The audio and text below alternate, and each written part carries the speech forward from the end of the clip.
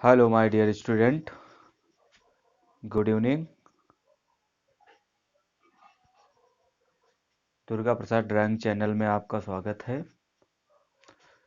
तो आज के इस वीडियो में हम आपको इम्पॉर्टेंट जो 20 नंबर के बहुविकल्पीय प्रश्न आते हैं, जो नई शिक्षा नीति के तहत बोर्ड ने 20 नंबर के जो OMR सीट में उत्तर देने के लिए 20 नंबर जो निर्धारित किए हैं, तो आज के इस पहले वीडियो से हम उन प्रश्नोत्तरों की सीरीज शुरुआत कर रहे हैं। तो देखिएगा, आज के इस वीडियो में 10 प्रश्न हमने लिए हैं और कला से संबंधित सारे प्रश्न हैं। तो एक एक करके देखते हैं।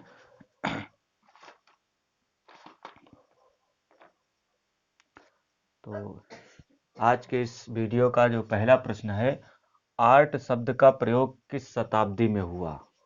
तो प्यारे बच्चों, ये प्रश्न है, इम्पोर्टेंट है, बहुत ही इम्पोर्टेंट है। आर्ट शब्द का प्रयोग किस शताब्दी में हुआ।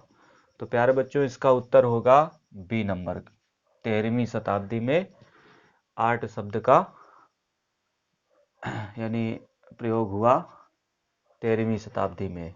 ठीक है ना प्यारे बच्चों।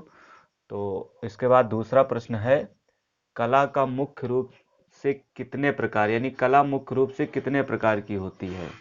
ठीक है ना प्यारे बच्चों, कला मुख्य रूप से कितने प्रकार की होती है।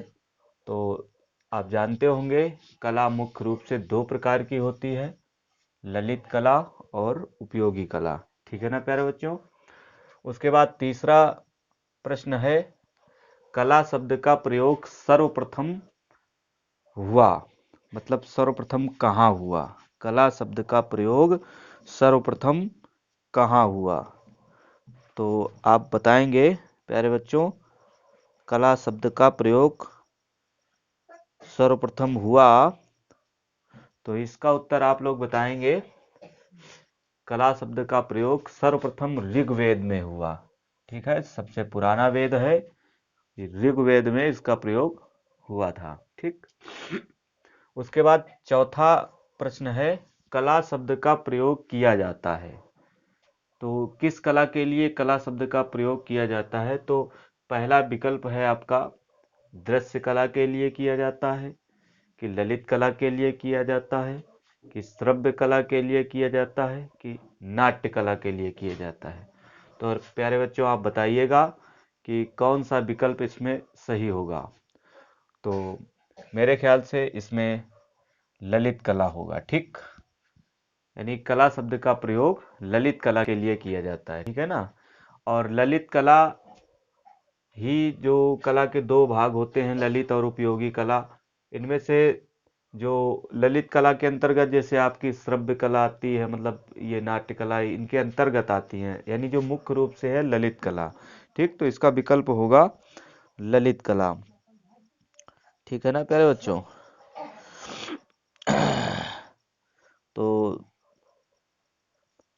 ललित कला के लिए किया जाता है। उसके बाद पांचवा प्रश्न है, ललित कला के अंतर्गत कितने प्रकार की कलाएं आती हैं। ठीक, ललित कला के अंतर्गत कितने प्रकार की कलाएं आती हैं। तो बताएंगे प्यारे बच्चों,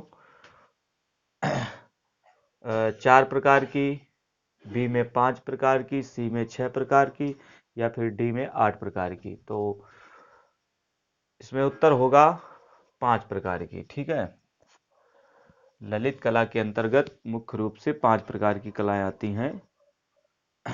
ठीक। उसके बाद छठवां प्रश्न कह रहा है कि वात्सायन के काम सूत्र में कितनी कलाओं का उल्लेख किया गया है। वात्सायन के काम सूत्र में कितनी प्रकार की कलाओं का उल्लेख किया गया है। तो ए नंबर है 26 कलाओं का, बी नंबर 66 कलाओं, सी नंबर 64 कलाओं का, और डी नंबर 44 कलाओं का। तो इसका सही विकल्प होगा 64 कलाओं का उल्लेख किया गया है वात्सायन के काम सूत्र में। उसके बाद 7वें नंबर का प्रश्न है, कला किस भाषा का शब्द है। कला किस भाषा का शब्द है। तो प्यारे बच्चों, आपको बताना है, कला ए नंबर में हिंदी भाषा का शब्द है, या फिर बी नंबर में संस्कृत भाषा का शब्द है, सी नंबर में अंग्रेजी भाषा का शब्द है, या फिर डी नंबर में उर्दू भाषा का शब्द है। तो आप बताएंगे। तो इसमें जो उत्तर होगा, तो कला शब्द जो है संस्कृत भाषा, ठीक है, संस्कृत भाषा का शब्द है। उसके बाद 8वें नंबर का प्रश्न है, हीगल ने किस कला को सर्वश्रेष्ठ माना है। हीगल जो पाश्चात्य कलाकार हैं, ठीक है ना, हीगल पाश्चात्य कलाकार यानी विदेशी कलाकार हैं, तो इन्होंने किस कला को सर्वश्रेष्ठ माना है। जैसे कि अपने भारत में कलाकारों ने एक कला को श्रेष्ठ माना है, वैसे ही विदेश में भी हीगल ने किस कला को सर्वश्रेष्ठ माना है। तो ए में मूर्ति कला को सर्वश्रेष्ठ माना है, बी में स्थापत्य कला को सर्वश्रेष्ठ माना है, या फिर सी में काव्य कला को सर्वश्रेष्ठ माना है, या फिर डी में, ये डी नंबर का प्रश्न है, डी में संगीत कला को सर्वश्रेष्ठ माना है। तो इसका उत्तर प्यारे बच्चों सी होगा, यानी काव्य कला को श्रेष्ठ माना हीगल ने। ठीक, उसके बाद 9वें प्रश्न की ओर चलते हैं। 9वां प्रश्न हमारा क्या कह रहा है। तो 9वां प्रश्न हमारा ये कह रहा है कि उपयोगी कला किससे संबंधित है। उपयोगी कला किससे संबंधित है। तो आप बताएंगे प्यारे बच्चों।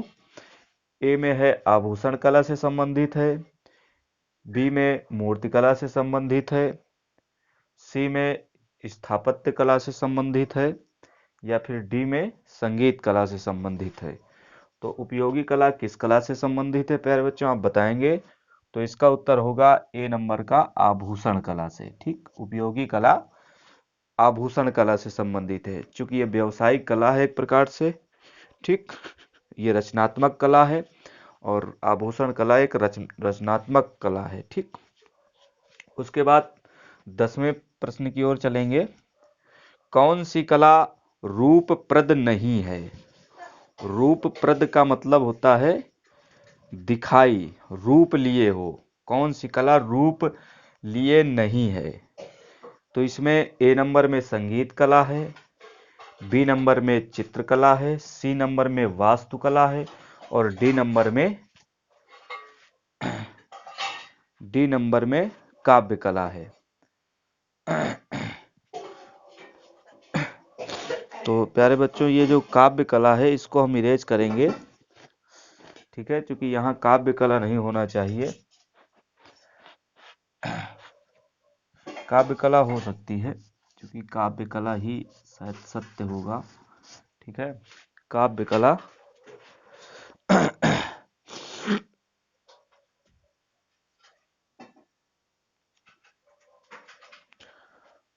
तो कौन सी कला रूपप्रद नहीं है। तो इसमें ए नंबर में संगीत कला रूपप्रद नहीं है। ये संगीत कला रूपप्रद नहीं है, और इसका जो काव्य कला का विकल्प है, यहाँ हम मूर्ति कला मूर्ति कला कर ले रहे हैं।